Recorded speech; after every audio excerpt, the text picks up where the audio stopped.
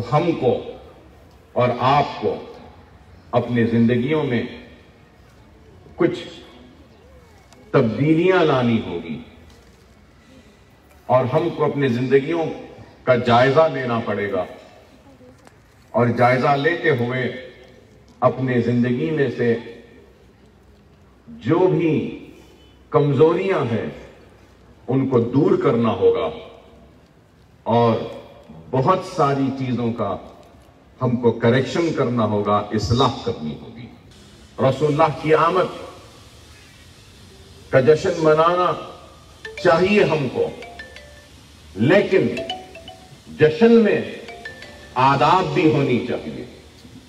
ادب کے ساتھ جشن منانا چاہیے، اور رسول اللہ کی سنت پر عمل کرتے ہوئے جشن منانا چاہیے۔ جشن مناؤ، جشن کی شکل یتیموں کی مدد کے ذریعے کرو، جشن کی شکل کرو تو بیواؤں کی مدد کے ذریعے کرو، جشن مناؤ تو جشن کا حصہ غرباؤں میں اور بھوکوں میں کھانا تقسیم کر کے کرو، جشن مناؤ تو ایسا جشن مناؤ کہ دنیا دیکھتے رہے اور کہے کہ کیا جشن منا رہے یہ لوگ، کہ غریبوں کی مدد ہو رہی ہے، یتیموں کی مدد ہو رہی ہے، بیواؤں کی مدد ہو رہی ہے، مظلوموں کی مدد ہو رہی ہے، اور تعلیم کے فروغ کے لیے مدد ہو رہی ہے۔ تو میں یہی کہوں گا کہ آج آپ ہم یہاں اگر جمع ہوئے ہیں تو یہ بھی رسول اللہ صلی اللہ علیہ وسلم کی ولادت کا جشن ہے جو ہم اس طریقے سے منا رہے ہیں، اور اس طریقے سے ہم ایک دوسرے کے ساتھ مل کر مدد کر کر منا رہے ہیں۔ یہ جشن ہے جو آج جس کے لیے آپ اور ہم جمع ہوئے۔ میں یہ پیغام دینا چاہتا ہوں کہ میرا جشن منانے کا طریقہ یہ ہے،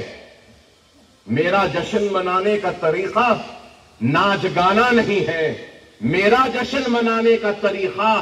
صرف روشنیوں سے منور کرنا نہیں ہے، میرا جشن منانے کا طریقہ یہ ہے کہ ان مدرس کو، وہ تعلیم دینے والے اساتذہ کی مدد کر کے میں جشن مناؤں۔ میرا طریقہ صرف موٹر سائیکلوں پہ گھوم کر جشن منانا نہیں ہے، میرا طریقہ یہ ہے جشن منانے کا۔ یہ پیغام میں دینا چاہتا ہوں۔ آج افسوس بھی ہوتا ہے دیکھ کر کہ کس طریقے سے جشن منایا جا رہا ہے۔ ہر کوئی کہتا ہے کہ ہماری حق تلفی ہو رہی ہے، ہم پہ ظلم ہو رہا ہے، ہم پہ زیادتی ہو رہی ہے، ہمارے ساتھ ناانصافی ہو رہی ہے، ہم غربت کا شکار ہیں، ہم مفلسی کا شکار ہیں، ہم پریشان حالی کا شکار ہیں۔ جہاں جہاں بھی میلاد کا جشن ہوتا ہے، میں ان جشن منانے والے اصحاب سے ادباً درخواست کرتا ہوں کہ اپنے جشن کا حصہ یتیموں کی مدد سے بھی کیجئے، اپنے جشن کا حصہ بیواؤں کی مدد کے ذریعے بھی کیجئے، اپنے جشن کا حصہ مظلوم کی مدد کرنے میں بھی کیجئے، اپنی جشن کا حصہ بھوکے کو کھانا کھلانے کا بھی منائیے، اپنے جشن کا حصہ آپ بے روزگار کو روزگار عطا کرنا، یہ بھی جشن کا حصہ بنائیے۔ اگر ہم صرف آتش بازی کو ہی جشن کا حصہ بنائیں گے، روشنی کو ہی صرف جشن کا حصہ بنائیں گے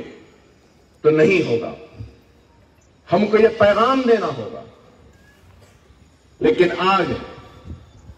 افسوس کہ ہمارے قائدین یا ہم جیسے یا میں اپنے آپ کو بھی شامل کرتا ہوں کہ ہمارے پاس فریادی کی فریاد کو سننے کی فرصت نہیں۔ کام ہو یا نہ ہو، سن لیں تو آدھا کام ہو جاتا ہے فریادی کا، اور وہ آدھا کام یہ ہے کہ وہ اپنی دل کی تکلیف کو اپنے رہنما، اپنے لیڈر، اپنے قائد کے سامنے بیان کر دیا تو اس کی آدھی تکلیف تو صرف بیان کرنے سے دور ہو جاتی ہے۔ ارے یہ رسول اللہ کی تعلیم ہے۔ لیکن ہم آج کہاں جا رہے ہیں، کدھر جا رہے ہیں، کس طرف ہماری نسل، نوجوان نسل جا رہی ہے، دیکھ کر افسوس ہوتا ہے دیکھ کر افسوس ہوتا ہے ہزاروں روپے کا پیٹرول موٹر سائیکلوں پہ جلانے والے غریب نہیں ہوتے، لاکھوں روپیہ صرف کرتے ہیں روشنیوں کو، اجالوں کو جگمگانے کے لیے، وہ قوم غریب نہیں ہوتی۔ غریب وہ قوم ہے جس کے پاس علم نہیں۔ میری نظر میں کہوں گا کہ دنیا کہتی ہے کہ اکبر الدین اویسی کے پاس دولت ہے، نہیں، میں دولت مند نہیں ہوں۔ میری نظر میں زمین جائیداد، ہیرے جواہرات یا پیسہ رکھنے والا دولت مند نہیں ہوتا۔ میری نظر میں اگر کوئی دولت مند ہے تو وہ علم رکھنے والا انسان سب سے بڑا دولت مند ہے، اور وہ مدرس، وہ ٹیچر، وہ استاد، وہ استانی ماں جو علم بانٹتی ہے وہ سب سے دولت مند ہے۔ جو آپ ہیں، یہاں بیٹھے لوگ ہیں، افسوس ہوتا ہے کہ لوگ ان اساتذہ کی فکر نہیں کرتے۔